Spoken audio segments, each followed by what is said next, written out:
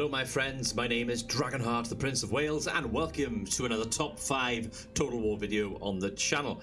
Today we will be looking at the top 5 tips to help beginners in any Total War game. I'm going to use Total War 3 Kingdoms as my kind of game in this video to show you what to do. It's the newest Total War game in the franchise, but it will apply to, the tips in this video will apply to any Total War game out there, and it'll help beginners. So this is what you greet with when you go into Total War campaign, when you load up a game. So if I click on new, and you got all these different lords and stuff by here.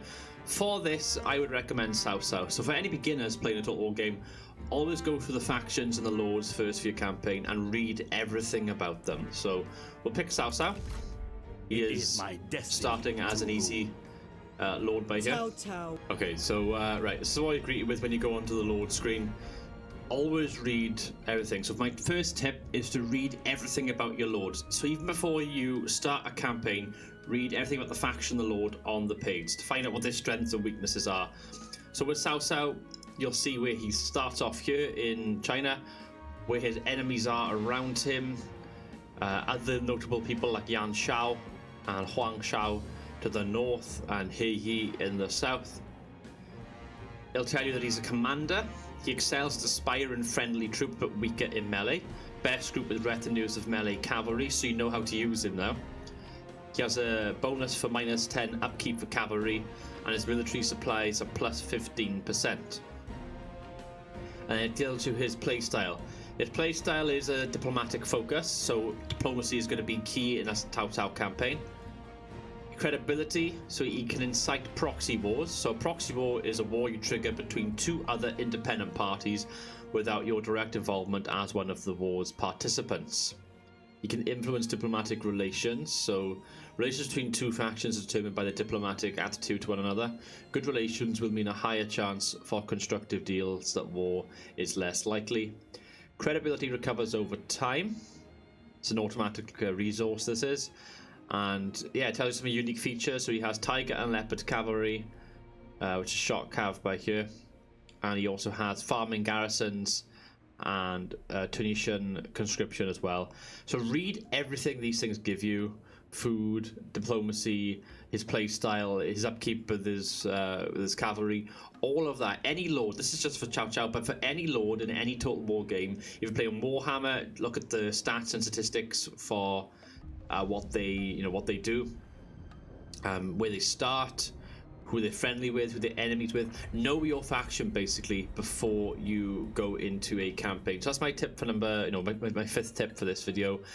Read everything about your faction and your faction leader before starting the campaign.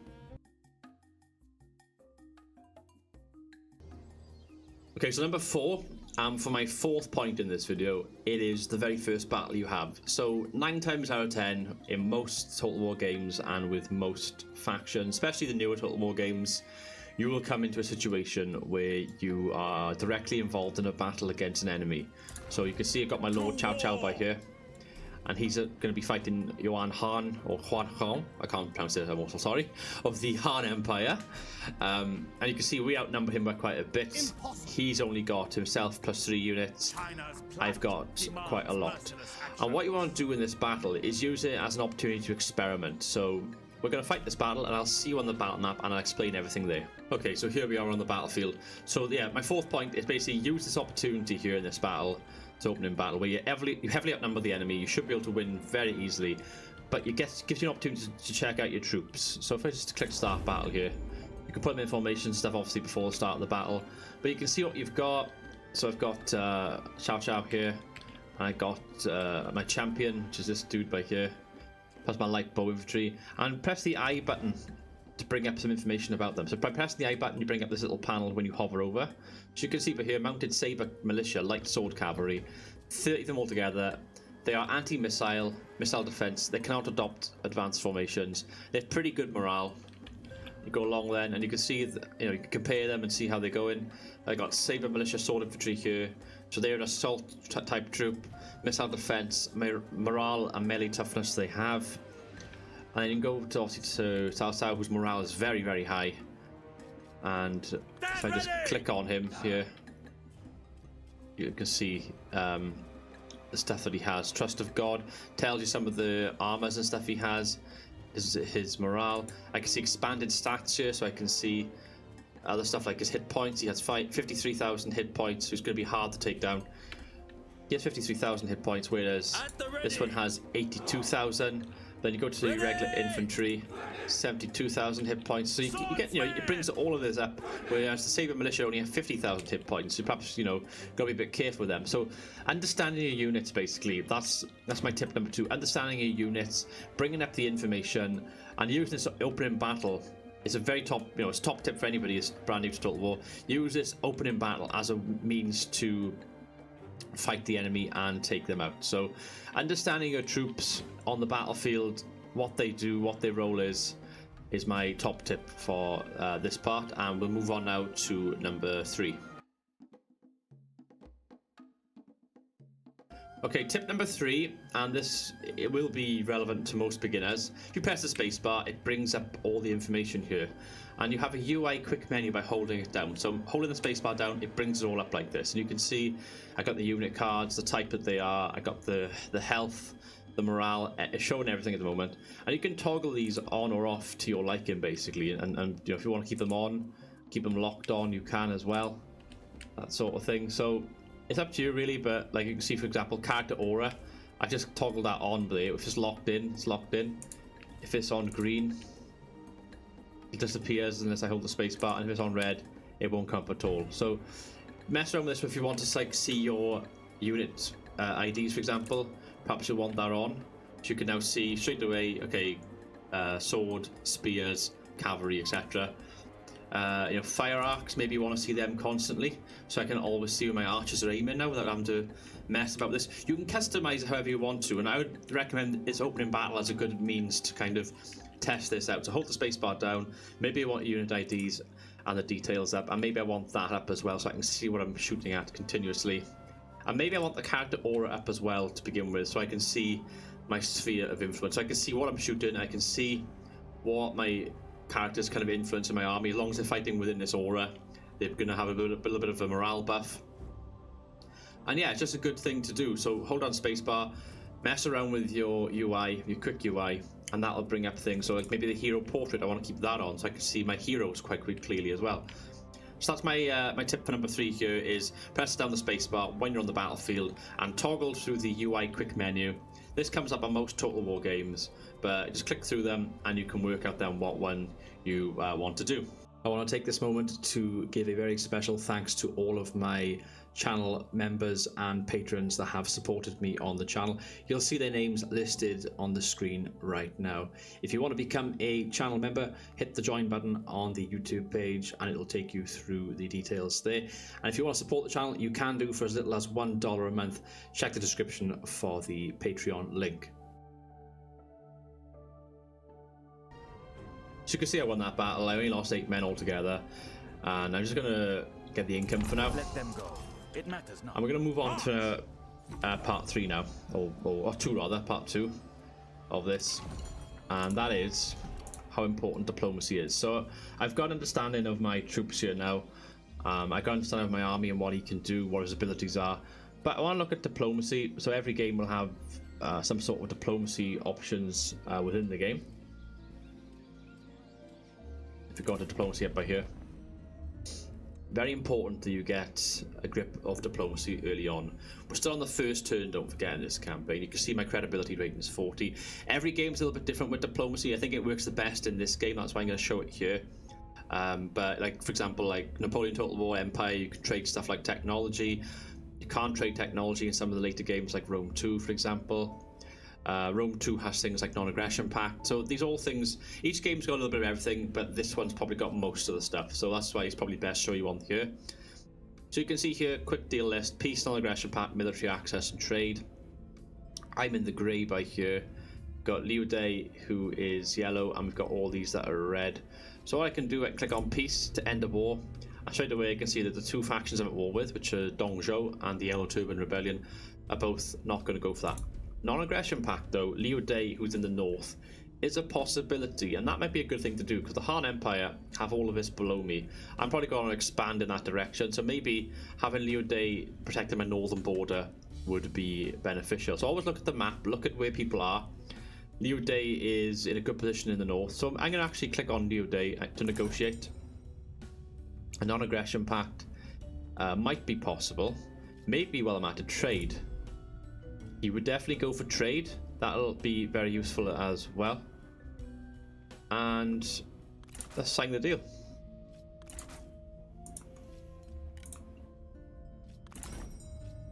Let's actually negotiate.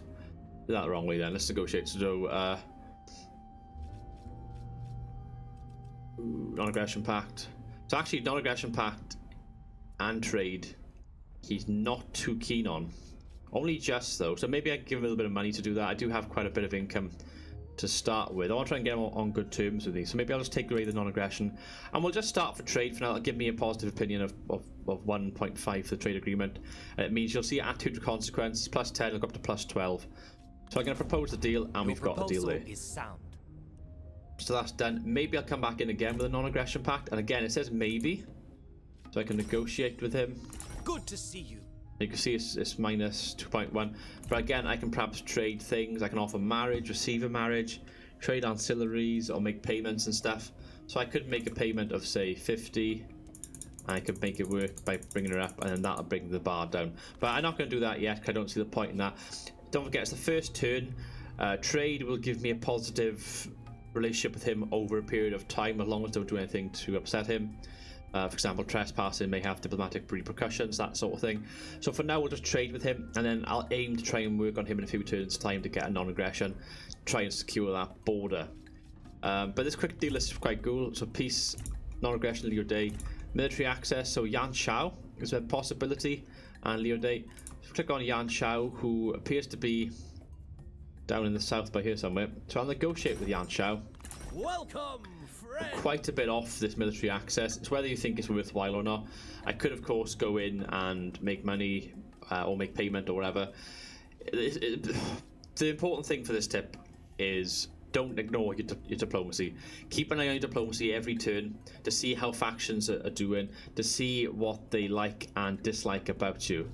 It's important to work out why they like you, why they hate you, what their strength is compared to you. So for example, like Dongzhou, you'll see it's got a red icon here. Their strength compared to you is superior, their allied strength is superior. They're a very strong faction. Liu Day, you'll see, is inferior to me. Yan Shao is actually similar, so that's why Yan Shao in a few turns time would be a possible good one to get. He's a warlord with similar strength to me, and if I can be a good warlord around here, he can perhaps be a good warlord around here. If we become allies in the future, we're going to be quite formidable, and I should be able to steamroll and take quite a lot of land, the same as Yan Shao. So that's how it can work basically. So yeah, this point is very important to make sure that you don't ignore diplomacy, you get good deals, and you do everything in your power to make your empire as prosperous as possible via trade agreements, via gaining regions, marriages, etc. Just don't ignore it, keep an eye on it, and just learn from your mistakes is the most important thing. Okay, so we're at number 1 in the video, and this is my final point now, and I brushed upon it just as I ended part 2 there. But my number 1 bit of advice for any beginners playing Total War is don't be afraid to make mistakes. We're all human after all. We learn from our mistakes, so don't be afraid. You know, if you've got people out there saying, "Oh, I've done the game on Legendary, I've done this and that, I'm really good at the game, blah blah blah blah," and you feel inferior, don't feel inferior. We all have different abilities, different play styles, different experiences with these games. These are quite complex games after all, and they, you know, for somebody who's brand new to pick up this game, it can be quite a challenge. So, like for example, I could have Cao Cao here, and I could just march him in the middle of nowhere without thinking, but not even looking at where I'm going or anything, and all of a sudden there could be like somebody ambushing me by here. I could lose all my army and fail. I've learned from that. The biggest lesson I learned from that is, right, don't send him into an ambush. Perhaps I will march him to only as far as here and put him in a different stance. For example, you can change your stance, look to march or ambush, or in camp. I can't do these two now because I've moved him so far. I could put him in March and march a bit further if I wanted to, like so. But you know, read everything. Don't be afraid to make mistakes.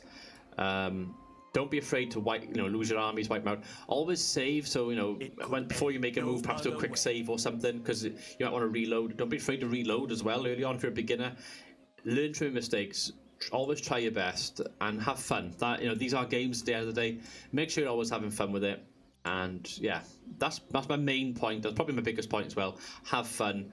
Don't worry too much. And if you do make mistakes, just to learn from them, basically.